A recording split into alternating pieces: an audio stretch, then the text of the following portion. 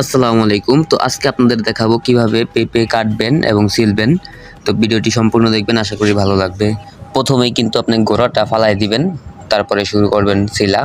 চাকুটা হাতটা ধরবেন সুন্দর কইরা, তারপর আস্তে আস্তে চিকন চিকন কইরা, মানে বেশি যাতে পেঁপে যাতে বেশি নষ্ট না হয়, শুধু চোখলাটা একটু একটু ছিলবেন। সুন্দর করে আস্তে আস্তে সময় লাগায় ছিলবেন, আর নাইলে পেঁপের অংশগুলো কিন্তু চোখলার সাথে চলে যাবে। তো আমি আস্তে আস্তে ছিলতে লাগলাম।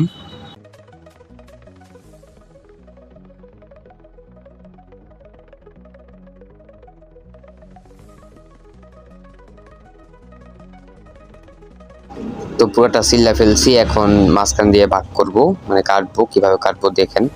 প্রথমে মাঝখানটা সুন্দর করে ভাগ করে ফেলবো, সুন্দর করে ভাগ করে তারপর আরেকটা করে ভাগ করব। তারপরে যেগুলা বিচিগুলো আছে এগুলা বিচিগুলা ফালাই দিব সুন্দর করে, একটা বীজ যাতে না থাকে, কারণ বিচিগুলো খাওয়া যায় না, এটা লাগবো।